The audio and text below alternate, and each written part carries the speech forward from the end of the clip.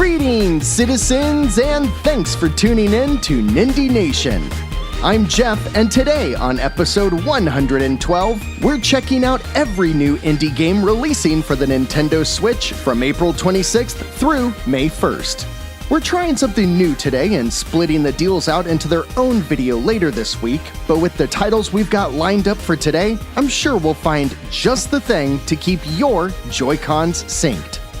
Nindie Nation hits YouTube each and every Tuesday, and the podcast feed is hosted by our friends at the Nintendo Village. You can find us on Twitter and Discord, and every Thursday at 10 p.m. Eastern, we stream new release indies over on Twitch. Links to everything are in the YouTube description, and if you appreciate what we do here, please don't forget to like the video, subscribe, and share Nindie Nation with others. As is usually the case, a few games managed to sneak onto the eShop without warning last week, so to kick off episode 112 of Nindie Nation, let's start by taking a look at the 6 neglected Nindies that released since episode 111. First up is Dwarf Journey, and the team at Orub Game Studio is starting this episode off on just the right foot. With the charming 8-bit art style, you play as a dwarf working his way through a series of 2D dungeons, hacking, slashing, and platforming your way through bosses to level up your character, and with each passing attempt, try to get closer to achieving immortality. For $6.39, Dwarf Journey looks like a great option for some classic 2D action with procedurally generated levels, roguelike mechanics, and RPG elements! I wonder if the team at Inverge Studios was ever like, "Hey Jim, What? you think there's a chance that if we name our game Effie, that there will be a bunch of people who immediately picture Elizabeth Banks dressed as a psychotic grandmother with serial killer makeup?" To which Jim replied, Nah, probably just some jackass that runs a podcast. We'll be fine. Either way, Effie looks like a love letter to the genre as a whole that brings some vivid, unique visuals and a fun sense of humor. I like this one too, and if you're interested in picking it up, it launched with a 20% discount for $16.99. Another cool take on a tried-and-true genre, Nindie newcomers Pixel Byte brought a collection of 3 mobile top-down tactical shooters to the Switch as one game with Space Marshals for $14.99. With a cool blend of Western movies and sci-fi action, Space Marshals focuses more on stealth and tactics, so you'll spend more time canvassing an area and planning your attack, as opposed to going in guns blazing. I'm not sure if this title is worth the full $14.99 compared to other options at that price, but at the very least, it looks like an easy pick once it goes on sale. And just before we get to the Nindie no-nos, we have a Nindie WTF. Ratalaika publishes Trails and Traces, The Tomb of Thomas Toon for $3.99, which is developed by Because Games. It's weird. I have to think this is a love letter to 90s PC adventure games because that's definitely what it looks like. You've got super primitive 3D areas and even some rotoscope animation, and the whole mystery story is voice acted too. It looks janky, but I think that's by design. Not sure how to feel about this one, but if you just love Monkey Island or other games from that era, you might want to check out Trails and Traces while it's on sale for only $3.99. This week's duo of Nindie no-nos includes 2 titles that come recommended under no circumstances. Happy Hoarder released by Bandana Kid for $1.99, and looks like someone went to the dentist, got super high on laughing gas, and then went apeshit in Microsoft Paint. And Gameco Mobile just moved their mobile game Grandmaster Sudoku over to the Switch for $5, but they couldn't be bothered to support TV mode, so you shouldn't be bothered to support the game. At least 3 out of 6 neglected Nindies are looking decent, and that's pretty good. And I'm sure there's an audience for Trails and Traces out there. I bet some of you are going to pick up a neglected Nindie this week. If you are, or if you want to see any of these during Nindies at Night on Thursday, let me know. Looking ahead to next week, we've got a shockingly slim release list, but there's still a lot to like. These are the 15 new releases hitting the eShop from April 26th through May 1st. The new releases don't start until Wednesday this week, but on the 28th, we get the week started with Taiwan Monster Fruit Prologue by WoW Technology for $2.09. It's, I think, a Zany multiplayer party game with a gimmick? and I think the gimmick is motion controls. The developer says, The interesting and dynamic somatosensory game of Demon Fruit Elementary School is based on the original animation of public TV Yemen Fruit Elementary School. something about cards and motion controls. It actually looks fairly well produced, but I can't really tell what the hell it is.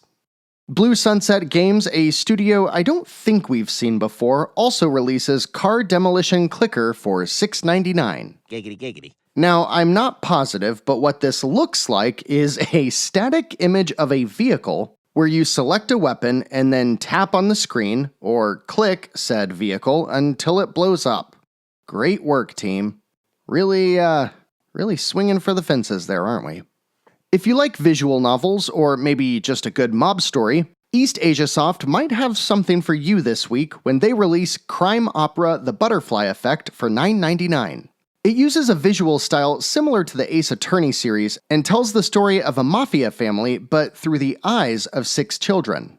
Something that I think makes this one especially cool is that you can play with choices enabled that will impact the outcome, or you can pick the golden path, as it were, if you just want to see the story play out as it was originally intended.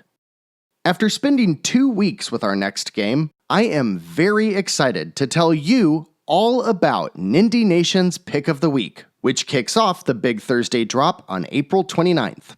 Battle Axe is the brainchild of Henk Nieberg and is published by Numbskull Games for $29.99. The best way to describe it probably relies too heavily on an obscure game, as it's nearly identical to Wizard Fire from the Neo Geo, which, actually, you can buy on the Switch, and I think you should. A more recognizable comparison, though, would be Gauntlet Legends and that series of isometric arcade brawlers. You can already see, but just in case it needs to be said, Battle Axe includes some of the most fluid, beautifully detailed pixel art I have ever seen. It almost looks like you can reach out and squish each individual pixel. Gameplay-wise, you get 3 characters, each with a different set of abilities that basically boil down to a melee attack, a ranged attack, and then some sort of dodge ability. The main campaign was longer than I expected, and it included a good mix of environments, each with unique enemies and a super cool boss waiting for you at the end. It never gets too hard, but you do need to pay attention, because you only get a couple of lives with a few hits to take for each. In between levels, you can spend money on more health, lives, special attacks, and other items, which I thought was a nice modern touch. The addition that really makes Battle Axe stand out, though, is the Infinite mode, where you just play through randomized levels and try to get as far as you can. In that mode, you also learn to rely much more on the upgrades and items you can buy, and in between the 2 modes and 3 characters, there's a good deal of unique content. Of course, that's not even counting the 2-player co-op, which is some of the most fun I've had in this type of game since last year's Streets of Rage 4. Battle Axe is gorgeous, and it's filled to the brim with nostalgic arcade action that I think a lot of you are going to love. My only criticism is its price, though. If you don't have a deep love for Gauntlet Legends or this style of game, $30 is pretty high compared to other similar indies that have much more content. For comparison, it's $5 more than Streets of Rage 4, and I think that game should be closer to $20. If you're on the fence, probably best to wait for a sale, but if you're loving what you're seeing, the quality does justify the price, as does the Infinite mode. And for that reason, plus all of the others mentioned, Battle Axe is Nindie Nation's Pick of the Week. Nindie newcomer Nuno Vicente Barreto publishes an interesting platformer this week called Slinky.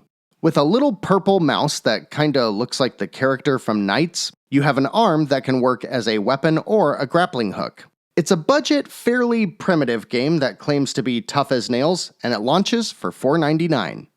Developer Starcom says Space Warrior is A cool arcade scrolling shooter with incredible visuals. And, yeah, It looks pretty good. It's got the trappings you'd expect from a mobile port, but it does something that I love in space shooters where you're constantly collecting tons of currency that just explodes from the enemies you destroy. I have been in the mood for a space shooter recently, so I think I'm going to pick it up for $3.49. If you want to see some of it, let me know, and I'll throw it on the list for this week's Nindies at Night. Okay, next up might legitimately be one of the most intriguing multiplayer games we've covered in a long time. Fly Together is the sequel to Conduct Together and sees you play alone or with up to 8 players in a bevy of co-op or competitive modes. The core mechanic has you using the touchscreen or motion control to draw lines across the screen for planes to follow. You start out on an island, go find resources, expand to new islands, get in battles, and mitigate all kinds of terrain and weather obstacles. It looks pretty easy to learn and frankly really fun.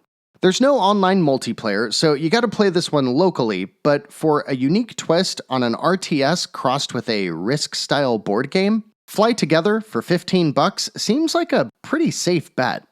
And hot on the heels off of last week's title that centered around Alzheimer's, we get a game that uses some incredible artistic design to explore the life of a woman with dementia. Before I Forget sees the character alone in her house, exploring her memories while diving into some beautifully realized artistic interpretations of the life she lived. This first-person narrative adventure definitely has something different here to offer, and it launches by Plug-in Digital for $7.99. Nape Games is a small team based out of Barcelona who has churned out a few games since 2016, such as the Ploid Saga.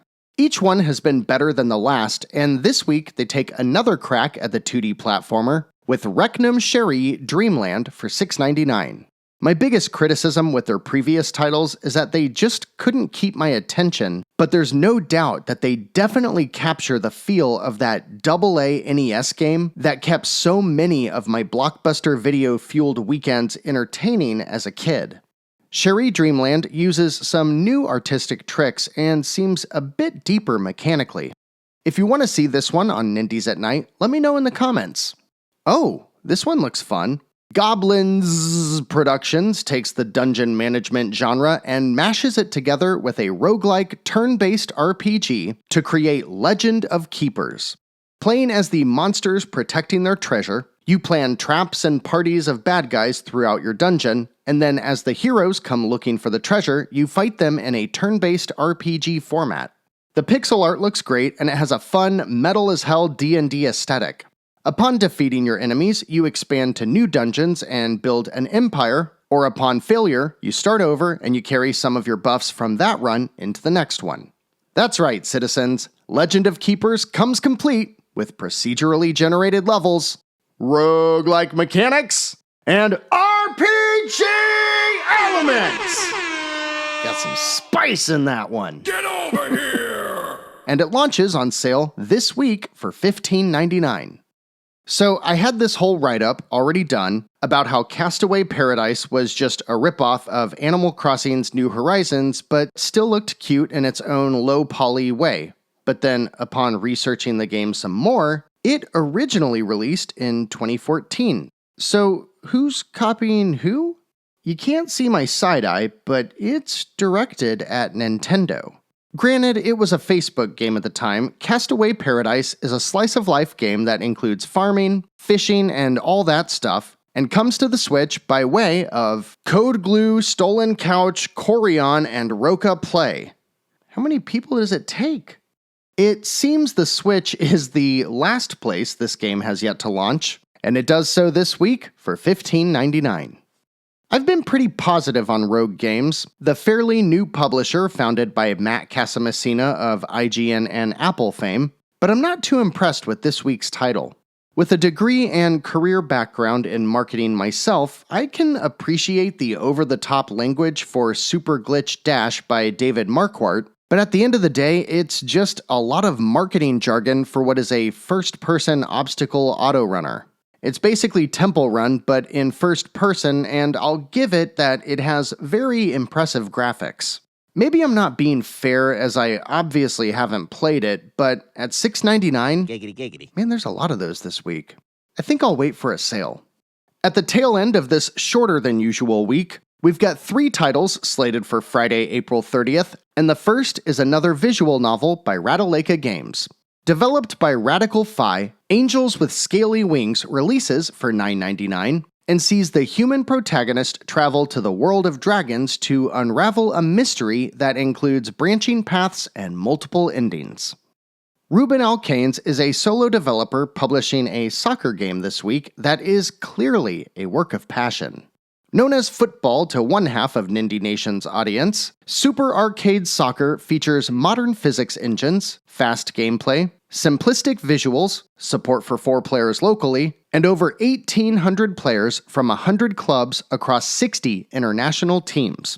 Ported from mobile, where it received pretty positive reviews, Super Arcade Soccer looks like a decent pick for some pick-up-and-play football fun, and it launches on sale for $6.40. Last up this week is a game that I definitely will not play, but I have to imagine is pretty intriguing for fans of Five Nights at Freddy's. Ultimate Custom Nite is a pretty terrible name, but it's basically Click Team giving you all the tools you need to build your own FNAF experience. Pick from 50 characters across 7 FNAF titles, set a difficulty level, and then dive right in. It launches on Friday for only $8, which seems really cheap. And if you're into this series, I'd love to hear what you think about this build your own nightmare experience. And I'd love to hear your thoughts on any game this week too. I'm loving Battle Axe, and Legend of Keepers is looking pretty cool. Space Warrior could offer some cheap thrills, Before I Forget has an intriguing premise, and there's some promising multiplayer with Fly Together and Super Arcade Soccer. Let me know what you think in the comments. This is usually where we get into the deals, but as mentioned at the top of the show, we're going to start breaking those out into a separate video to line it up with the eShop's weekly update. Make sure to subscribe and turn on notifications if you haven't yet so you don't miss the debut on Thursday or Friday. Not sure yet. Also, over this past weekend, myself and 5 Nindie Nation citizens recorded the very first Nindie Backlog Club where we discussed our time with Guacamelee. So please be on the lookout for that episode and stay tuned because I think our next title is going to be Oxenfree. Something a little different, but I think you're going to love it. Other than that, you can find us streaming new releases every Thursday at 10 p.m. Eastern over at twitch.tv/NindieNation, and keep in touch over on Twitter or Discord to see what games will feature this week. Battle Axe for sure, but the second slot is still open. Links to all the social media stuff is in the YouTube description, so come join us, and if you want to help us grow, hit that like button and share Nindie Nation with others. With that, we're all done for this week, citizens. Thank you so much for listening, and let me know how you like the new format.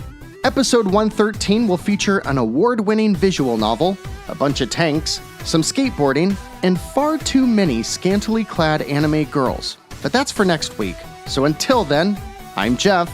This has been Nindie Nation episode 112. And remember, no matter what type of game you're looking for, Nindie Nation will be right here to help you find just the thing to keep your Joy-Cons synced.